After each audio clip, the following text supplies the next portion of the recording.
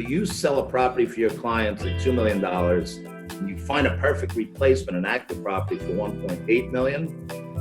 And then Mr. Client, Mrs. Client says, well, now I got to pay tax on the $200,000. No, you can use that $200,000 and buy into one of the Delaware statutory trusts, thus making that full transaction tax deferred for the client. Multifamily property and somebody's living in it and they go to sell the property, they're liable for 50% of the equity in the property, of half of it to go into a 1031. If somebody wants to sell a two-family that's living in it and buy another property, they can hold, not with the initial funds from the sale, in addition of funds to buying another property, keep the initial two-family as an investment.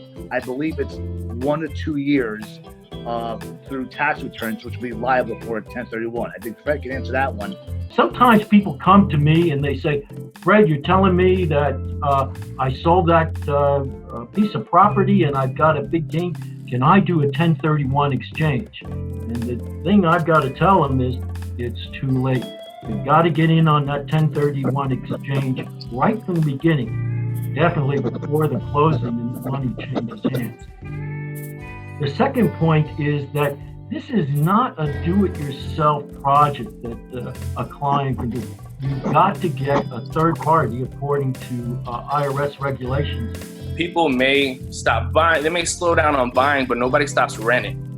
So that's one thing that is not going to change. If anything, this market is really going to show us a lot more people that are going to be renting. And I think it's a perfect time to put people in a prime position to kind of, be able to scale that. You can go from, a 1 to 2 family home that you're renting out to a 3 to 4, and you're almost going to double your margins. And fortunately, because of everyone here, I'm able to educate in an educational sense, be able to speak to that. I can help you by providing you with phone scripts, mail scripts, and email scripts that you can use to farm these 1031 products to your client base, prospective clients, and existing clients. If you have a property that over time has gained, non-owner occupied property that over time has gained equity, if you sell that property, you're subject to pay a tax to the government upon completion of the sale. A 1031 exchange is when you sell that property, you purchase a new property, you could defer all of those taxes, thus making your buying power that much more powerful,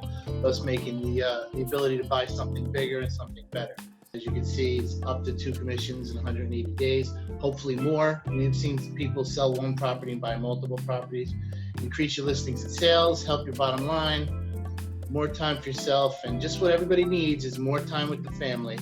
My goal is to save my clients money, maximize the equity in the property.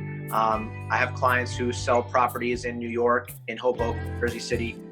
You're talking about $1 million, $2 million, $3 million in investment properties when, their grandparents purchased these properties, or they are the grandparents. They purchased these properties when, they were in their 20s, and now you're talking about a property that could have gain of $1 million or more.